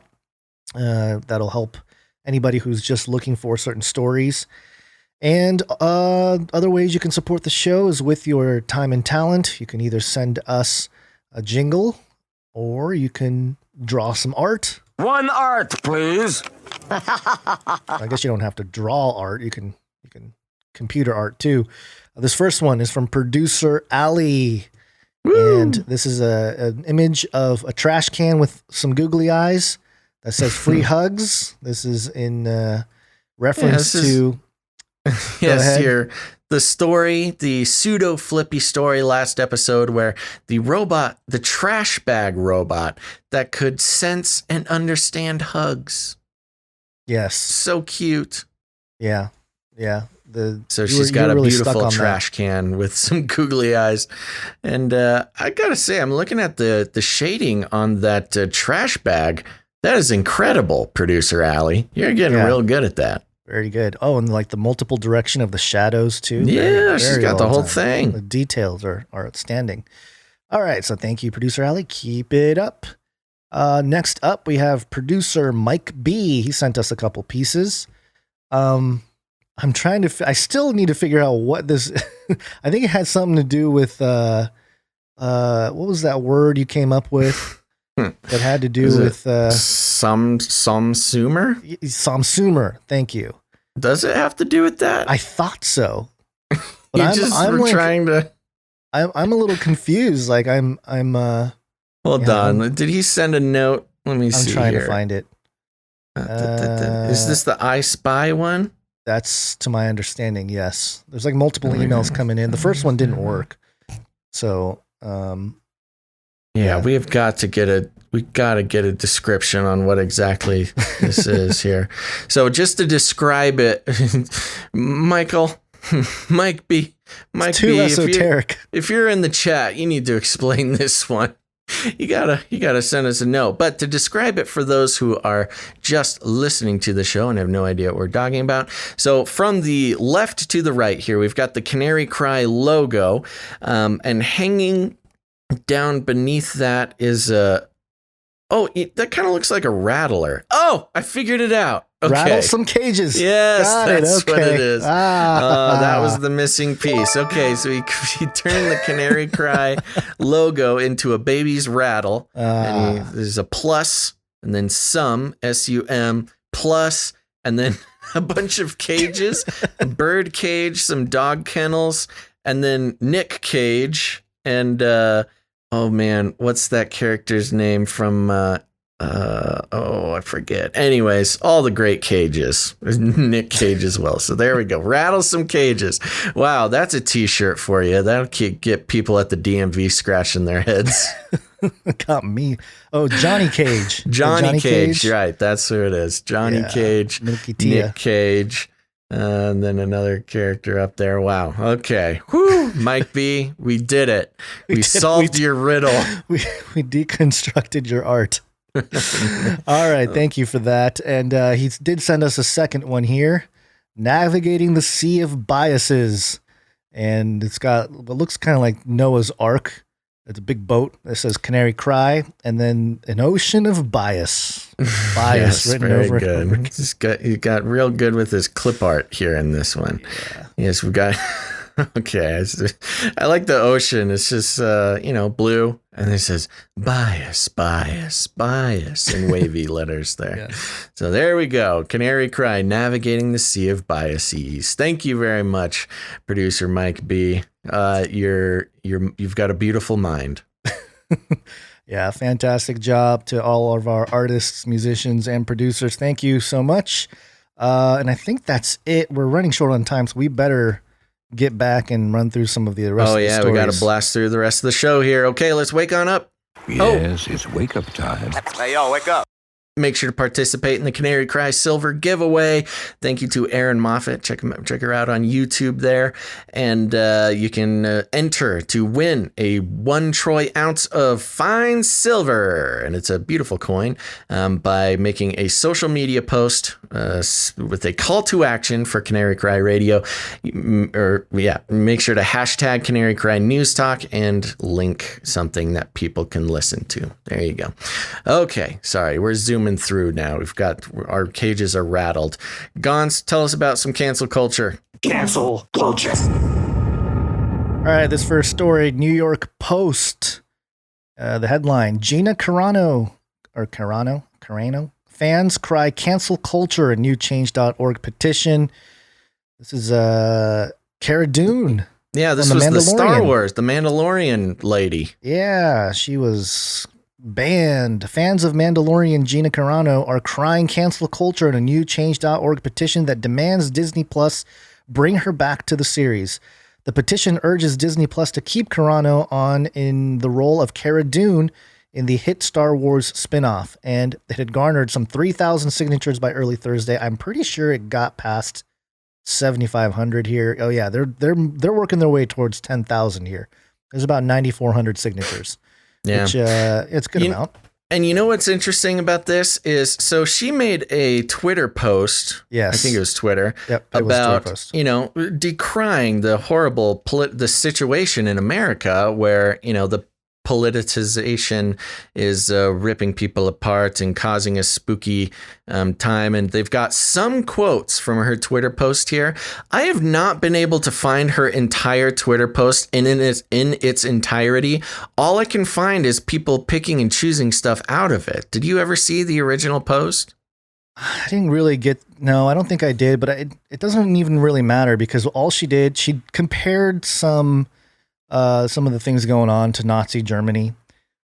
And so, it says here, Carano's inflammatory posts had compared the hatred aimed at people with opposing political views to the early groundswell of anti-Semitism in pre-World War II Germany. Quote, at first, quote, Jews were beaten in the streets not by Nazi soldiers, but by their neighbors, even by children, her post stated. The quote continues, because history is edited, most people today don't realize that to get to the point where Nazi soldiers could easily round up thousands of Jews, the government first made their own neighbors hate them for simply being Jews. How is that any different from hating people or hating someone for their political views? Which, I mean, she's correct. That is the spooky part about what happened before World War II was it was a cultural movement against the Jews. It was not just the government, Hitler's, Nazi government that just out of the blue said, okay, we hate Jews now. It was a social movement. Yeah. And that's what, again, and now people hate it when you compare. Of course, you can compare Trump to Hitler, but you can't compare anybody to the Jews or anybody to anybody else in that situation. And look, is it a perfect comparison? No, it's not a perfect comparison. But, her point was to say, hey, everybody chill, because all this hatred and punching Republicans and wanting to call for violence against your political rivals, whether it's on the left or the right, is not okay. This is how bad things happen. And to prove that they're not, this isn't the situation, they banned her. Yes, the irony of it all. I know. And also hilarious. Pedro Pascal, who plays the Mandalorian, he had previously tweeted out pictures of Jews in cages in side by side with the kids in cages back a few years ago. Right. So he's done the whole Nazi comparison as well, but can't cancel the main Mandalorian guy. I guess can't do that. Yeah. But of course, that was on. That was. Yeah, it was a different side of the political aisle. So you can do it if you can make the comparison if it's against Trump, right? But not if it's against the left, or not even just against the left. Even if it's vaguely not explicitly against the right, you can't do it. Yeah, this is disappointing. All right, who's next? Who's next? Who else is canceled? Cancel culture. This is dailymail.co.uk. Anti-vaxxer Robert F. Kennedy, 67, is banned from Instagram for repeatedly sharing false claims about COVID-19, including theory that Bill Gates is pursuing Marxist plot to destroy U.S. sovereignty. So, there's... It's about time. I'm surprised this guy lasted so long on Oh, they felt bad for him because Instagram.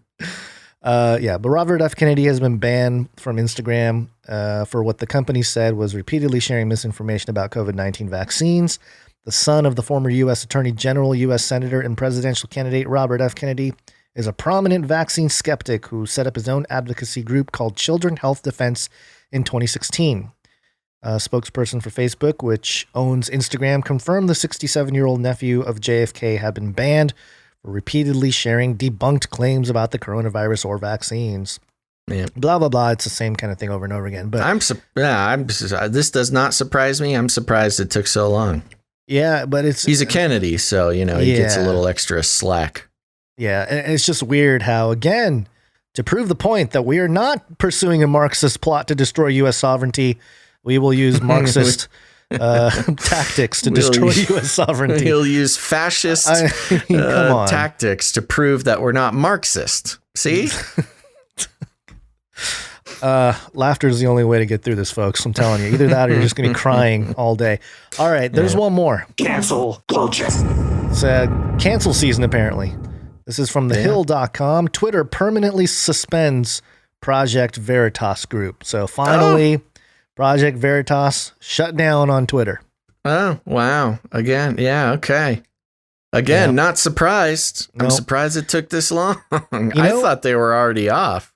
Yeah, me too. But you know what's going to happen? Eventually, I think this is the hope, that they cancel so many people that the canceled become the majority, and then we can move on. And because it's almost like the people that are left on the Twitters and the Facebooks, they're kind of like they're the cancer. That's what these cancel culture people don't realize. I know. When you've canceled all there are to cancel, who will you cancel? It's like a what's that show? Twilight Zone episode, you know, of that guy who's always complaining that, you know, there's all these people everywhere, and he's bitter about all the people. And then once they all disappeared, there's no one else to hate. There's no one else to hate, and then except for himself. Yep. So there's that, and then we have something good. Tell you something good. Tell you something good to end the weekend. Other, there is no other like mother. So treat her right, come on. Even if you think you can run from the cops, good luck getting past this mom. I figured at least I could do if I got them down, tripped them up, whatever, then they, you know, have a chance to get caught up. That's Phyllis Pena in the red shirt. First instinct was just to make sure he didn't go any further. Captured on police dash cam, taking down a man she says was trying to look into her 15-year-old daughter's bedroom window early on a Sunday morning. My kids are my life, and, you know, just making sure I protect them pretty much. Lake Jackson Police Sergeant Rory Welch gave her some credit. It was a pretty good tackle. He told us the suspect is 19-year-old Zane Hawkins. Police found Hawkins nearby, but he tried to get away.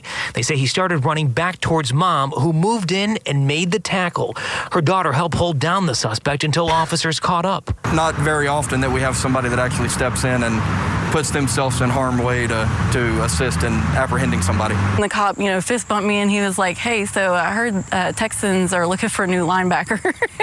And while she can laugh about it now, Phyllis was in mom mode at the time, saying she just wanted to protect her kids. There you go. Mom tackles a man accused of peeking in daughter's bedroom. The video's pretty good. She's pretty solid contact. No, it's a full-on football tackle. She's like shifting her feet. You know, she's anticipating where he's gonna be. You know, not chasing after him. He basically hits a brick wall. Yeah, that's a good move there. Good job, Mom. Good job, Mama. We need more moms like this tackling the Marxists. Marxists. All right, folks. Well, that's it. I got to get off to the dentist. So sorry the show is a little bit shorter today, but we're happy we got to get it in at all. And thank you to all of our producers for this episode 299, Quantum Epic, Veronica, Love and gosh. Hoop Looper, Drew, Stephanie, Ismael, and our anonymous Ethereum producer. Thank you very much. Thank you again to Jade Bouncerson for the timestamps. If you're watching this episode after the live broadcast, we'll have those timestamps so you can skip around and listen to whatever topic you want to without all the shenanigans. And again, thank you to Allie and Mike B for the art. Did you have something to say? Yeah. Next episode is episode 300. Oh yeah. Episode 300. Should we do a special producership? We can, if anybody's willing. 300. You know, if you just got an extra $300 laying around, got an extra 300 Bitcoin lying around. Consider. Yeah, well, you know, we're not going to say no to $300 or 300 Bitcoin, but what do we do? We just do it. I don't know. Any combination of threes, 300 pennies, 300 dimes, 300. I will leave it up to the producers to come up with their own creative method. Yeah, get creative, folks. It's the 300th episode, which is impressive because at the beginning of 2020, what were we at 140? Something like that, yeah. Yeah, so basically over the past year, we've done 3 years worth of episodes. So wow. pretty impressive. And we're happy to do it. It's been a great year, and 300 episodes. So if you want to become a producer, this is a great. Should we do you know what? We didn't talk about this before the show, and right now, as I have to run off to a dentist appointment, is not the best time to figure it out. Do we want to do some sort of night or a mini special night? Mini night? Yeah, a mini night. Let's do. We could. We'll call them.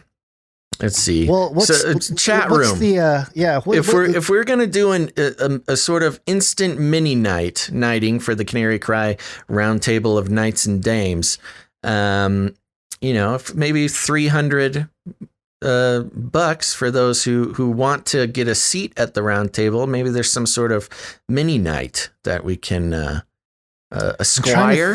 A squire. Squire. That's not bad. I'm trying to think of the 300 movie. If there's something there, we can like call them Spartans. Something. 300 yeah, Spartans. see, it's kind of a balance because the knights, the knights of the Canary Cry Round Table, they're knights. They're knights. They did it. They worked for it. They're the knights. So, but it'd be nice. It'd be fun to. Maybe they need some squires there. Some honorable squires. Jester. Somebody recommends a jester. I know that people will be stoked about being a jester, but I'm hearing squire is good. Yeah. I think we should do squire for the 300th episode. I don't know if we'll continue it forever, but if you want the chance to get into the Canary Cry Roundtable Knights and Dames as a squire or jester, you can choose that, because you can choose either a knight or a dame. You can choose to be a jester or a squire for the 300th episode. So there you go. I think that's good. What do you think? Canary Cry peasants? No, there's no peasants at the round table. Oh, that's how we roll. We're all exclusive like that. We're all peasants here. Yeah. I like that idea. Let's run with it. You can choose for if you want. If you've been saving up your stimmies, your stimulus. Stimmies. That's what the kids call them, stimmies. Oh wow! If you're saving up your stimmies and you want to get at the Canary Cry Round Table, you can come in for $300. You could be a squire or a jester. That's your choice. Okay. All right. Okie dokie. We got to get out of here, or I got to get out of here. So there we go. Thank you, everybody, for listening to this episode of Canary Cry News Talk. We'll be back on Monday, which is President's Day, I think, right? Yep. Yeah, we'll be circling back on February 15th. That's Monday, back to our 9:30 schedule, hopefully. Yeah, right. Yeah. I'll count on starting at 9:30. I'll prepare, but we'll be disappointed. We'll try our best. So there you go. We'll circle back around February 15th in the morning. That's next Monday. Put it on your calendar. Make sure to subscribe. Like the video if you have not yet done it. Thank you very much. That helps us take over the world. And there you go. You can become a jester or a squire at the Canary Cry Roundtable at the $300 level for our 300th episode. What am I forgetting? Make sure to share the show out. We have the Canary Cry Silver giveaway for the month of February. If you want to win an ounce of fine silver, so generously provided by Erin Moffat. Look her up on YouTube. And all you got to do is create a social media post, have a call to action, talk about how great the show is, use hashtag Canary Cry News Talk, and leave a link to some of our material. And each time you do that, you'll get entered into the Canary Cry Silver drawing for this month of February. Also, remember to leave ratings and reviews. That really helps us out a lot. You can do that by heading to Apple Podcasts and looking for Canary Cry News Talk. Go ahead and subscribe while you're there. And also remember to support the show, even if you don't want to go full squire or full jester. You can head over to canarycryradio.com/support. canarycryradio.com/support. That's right, canarycryradio.com/support.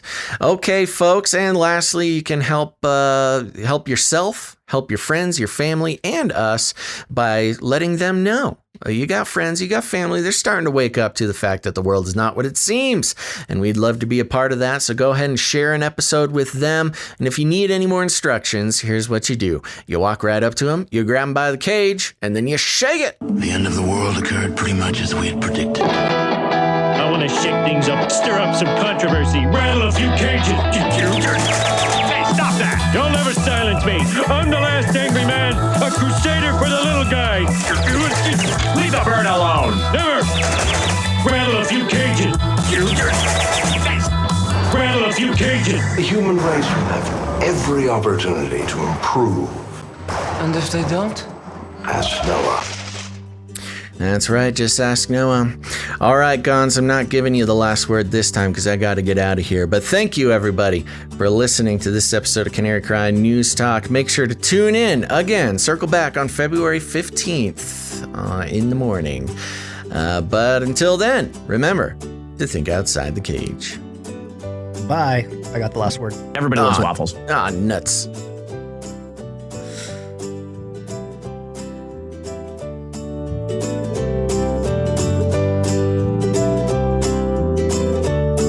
Look it up. Everybody loves waffles.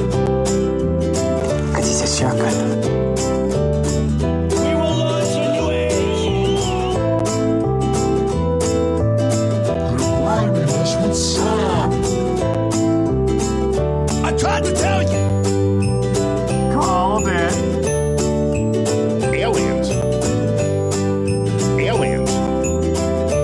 I'll keep you warm and safe in my people too. Hallelujah. Sinful generation.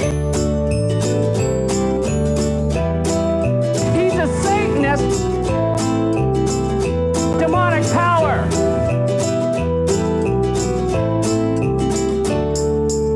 Remember, reality is an illusion. The universe is a hologram. Buy gold. Buy!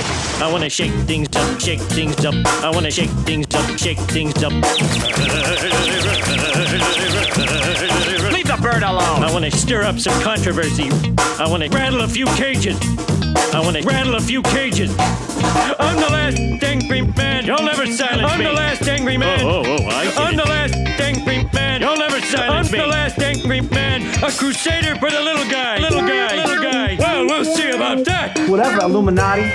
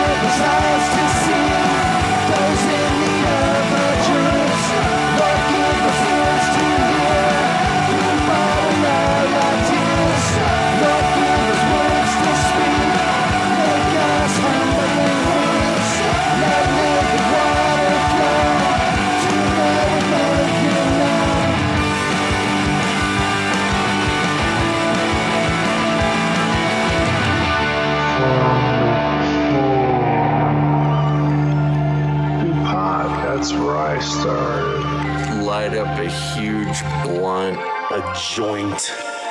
Give everybody magic mushrooms. Smoke.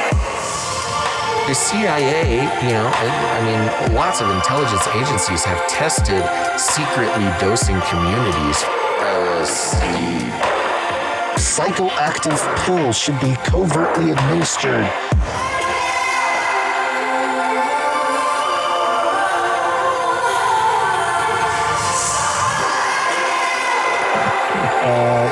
Just put me on some, I don't know, Give you a shot in the butt.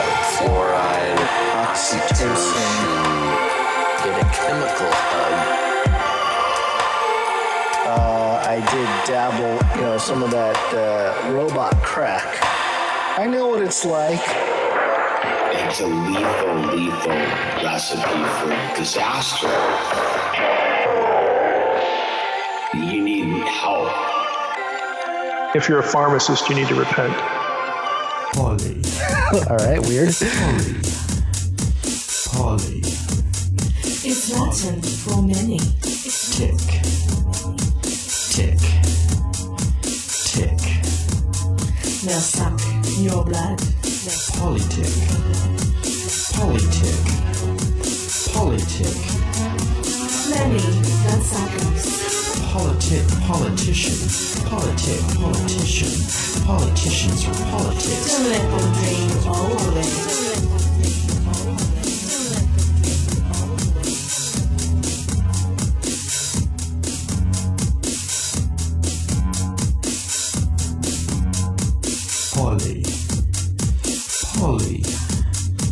Polly. It's Latin for many. Tick. Tick. Tick. Now suck your blood. Politic.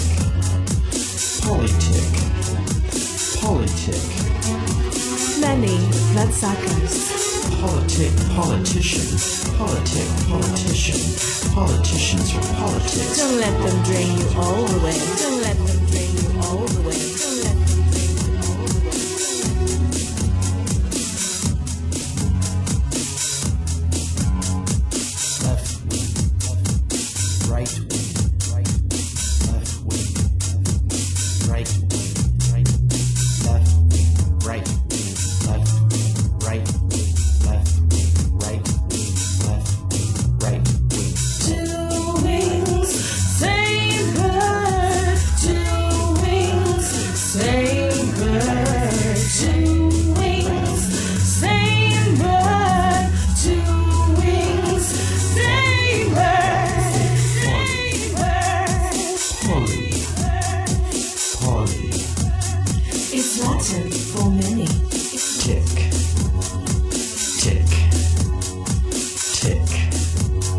Now suck your blood. Politic.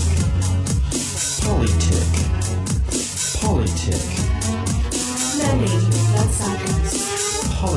Politicians for politics. Don't let them drain you all the way. Don't let them drain you all the way. Don't let them drain you all the way. Don't let them drain you all the way. Don't let them drain you all the way. Don't even get me started on bidets, man. Bidets, man. Bidets, man. I'm telling you, you were living the life, man. Bidets, man. Robot girls on my phone, all together it's an image.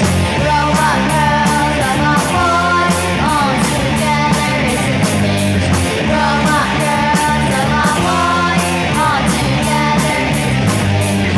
Robot girls on my phone, all together it's an image. It might seem scary, so frightening. Get ready for it.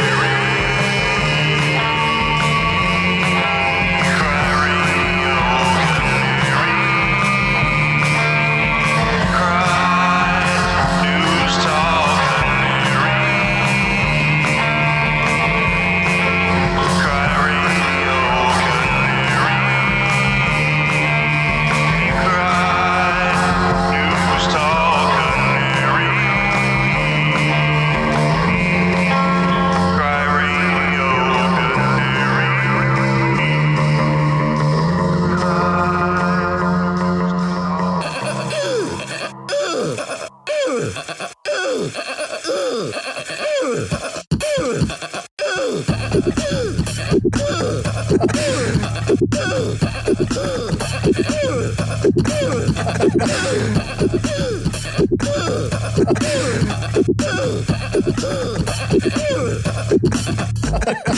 fact, I believe it was another fun fact.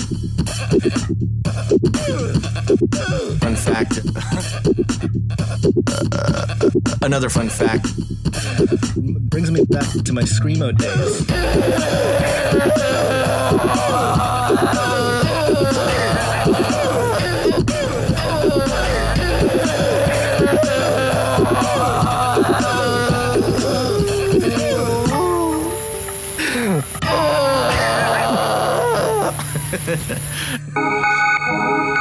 In the future, humans will be confined in a people's zoo. I'll keep you safe and warm in my people's zoo. I'll keep you safe and warm now in my people's zoo. You, yeah, you in my people's zoo. I'll keep the cameras on.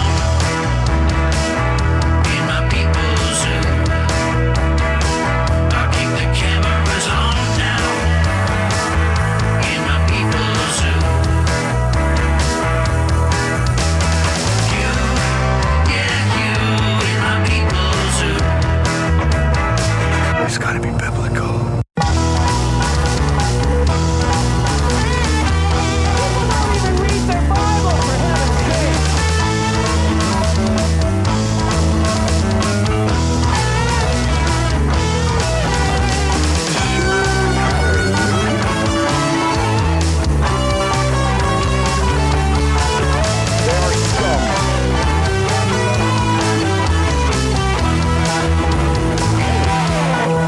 I'll make you fat and sassy in my people's zoo. Look it up. I'll make you fat and sassy in my people's zoo. You, yeah, you. You, yeah, you. You, yeah, you. In my people's zoo.